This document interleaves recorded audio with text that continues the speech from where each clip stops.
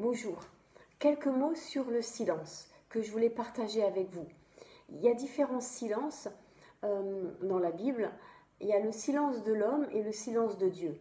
Et puis, je pense que sur la question du silence, je me sens, en tant que protestante, avoir besoin de ce que la tradition catholique a compris et porte et a reçu sur le fait d'apprendre à faire silence et à être en silence. Et mon pasteur, quand j'étais au groupe de jeunes, nous avait emmené un week-end dans une communauté de sœurs qui faisait silence. Et le repas de midi était en silence. Et ça avait été tellement enrichissant. Bien sûr, on a eu du mal à entrer dans cette démarche, mais une fois qu'on a réussi à y entrer, on en a vécu, j'allais dire, tous les bienfaits. Voilà. Donc ça, c'est cette expérience de ce que j'avais vécu et puis de ce que porte en elle l'Église catholique et qui, moi, m'enrichit tellement en tant que protestante. En tant que juive, oui, j'aime bien mettre toutes ces traditions. En tant que juive, on est plus habité et travaillé finalement par la dimension du silence de Dieu dans notre histoire pendant la Shoah. Pourquoi Dieu s'est tu? Pourquoi Dieu a rien dit? Et souvent, dans ces moments-là, quand on dit pourquoi Dieu a rien dit, ce qu'on entend, c'est pourquoi Dieu a rien fait. Parce que son silence, ou plutôt la parole de Dieu, elle est action. Donc pourquoi Dieu a rien dit? Aussi pourquoi Dieu n'a rien fait. Pourquoi Dieu a été silencieux, et alors ce silence-là est connoté du côté de l'absence. Alors, c'est ces deux points que j'aimerais peut-être partager avec vous aujourd'hui. Le silence de l'homme, de l'humain, et le silence de Dieu. D'abord, le silence de l'homme. Je crois que le piège à éviter, c'est de s'obliger à faire silence, dans le sens de croire que les problèmes n'existent pas. Vous savez, je me tais, et puis c'est comme si ça n'existait pas. Ce silence-là, à mon avis, ne sert pas vraiment à grand-chose. Et je crois que la première étape dans le silence, justement, c'est de parler. C'est de mettre en lumière, de laisser monter tout ce trop-plein pour qu'il y ait un véritable espace qui puisse se créer. Vous voyez ? Et puis, dans ce silence, de dire « Seigneur, mais pourquoi ? Pourquoi ?» et de poser les choses. Et une fois qu'on les a comme sorties de soi, qu'on les a comme posées, on peut soudain accueillir la présence de Dieu. Et je ne sais pas si vous avez remarqué, mais dans la Bible, après des grands questionnements ou des grands temps de silence de Dieu, Dieu il n'explique jamais. Il n'y a jamais d'explication. Regardez, prenons l'histoire d'Élie. Élie, donc, qui va au Carmel, qui confronte les faux dieux, les idoles et tout ça, puis qui se sauve pour sauver sa vie parce que Jézabel cherche à le tuer, à le faire tuer. Et puis il traverse le désert, il arrive au mont Horeb, et là il a cette rencontre avec le Seigneur, dans le murmure doux et léger après la tempête et tout le reste. Et Dieu ne répond pas à sa question. Je suis le seul qui reste, pourquoi ?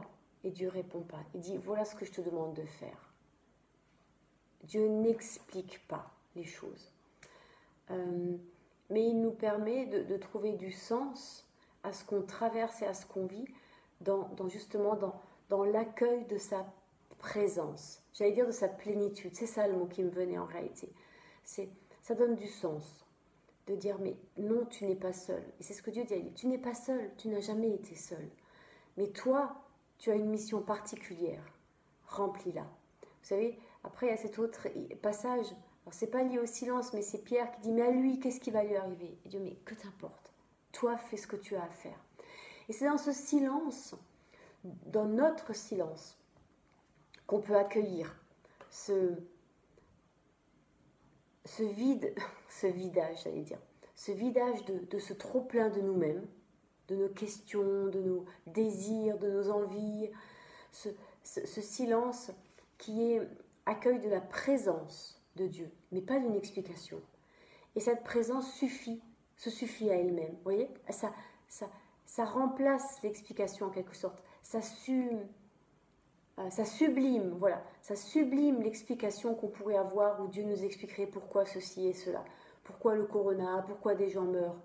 Et tout d'un coup, Dieu ne répond pas à ces questions. Il vient nous remplir de sa présence. Et il nous emmène au-delà de la question. Il nous emmène au-delà de la question pourquoi ça redémarre. Et Dieu nous emmène au-delà, dans son intimité, dans le lieu très saint. Vous voyez, on en revient à cette idée. C'est peut-être qu'on a besoin d'aller encore plus loin dans sa sainteté, mais cette fois dans le silence. Vous voyez, où nous, on a épuisé tous les sujets, et on est là, et devant lui, et simplement, avec ces tempêtes en nous, ces questionnements, ces bouillonnements, ces interrogations, ces doutes aussi. Et on peut les poser en silence. Et puis alors recevoir pleinement à quel point c'est ni par force, ni par puissance, mais par mon esprit. Vous voyez, c'est ce changement, cette bascule dans cette présence. Et dans quelque chose qui relève aussi de l'incapacité de faire. De cette prise de conscience, je ne peux pas le faire. Tous les veaux d'or ne servent à rien. Vous voyez, Moïse monte sur la montagne, il est absent 40 jours et ce vide fait que le peuple fait le veau d'or. Quel est mon veau d'or, Seigneur? Devant le tombeau vide de Jésus, Yeshua. Quel est mon veau d'or devant parfois le sentiment d'être seul, abandonné? Et c'est là où on bascule dans la question du silence de Dieu. Ce sentiment que Dieu se tait, qu'il ne me dit rien, qu'il ne me parle plus. Vous voyez, ce me qui est trop plein de moi. Et Dieu est en silence. Et au fond, la réponse de l'homme au silence de Dieu, c'est notre silence. Qui petit à petit entre dans quelque chose qui relève de l'acceptation, de dire que ta volonté soit faite et non la mienne.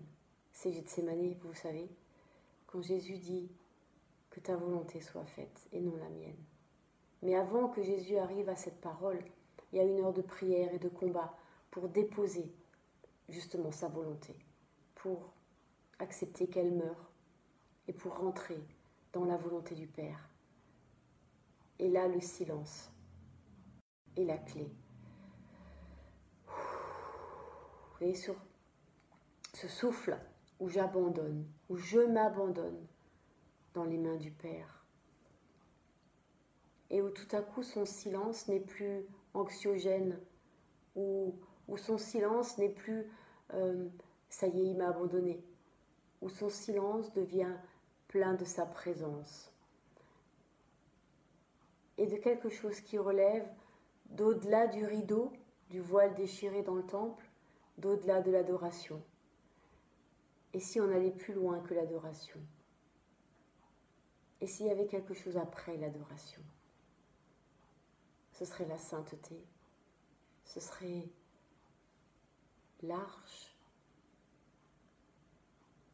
qui est que le support de la présence de l'Éternel, à laquelle nous avons accès par le voile déchiré, dans le nom de Jésus Yeshua, et que l'Esprit nous conduit dans cette intimité-là. Vous voyez, quand mon silence devient plus paisible, plus vide de moi-même, je peux accueillir le silence de Dieu, qui à ce moment-là n'est plus vide, mais qui est plein de sa présence. Vous savez, de ce quelque chose qui va au-delà des mots et qui relève de l'intimité, de sa sainteté, de sa toute proximité et de l'intimité.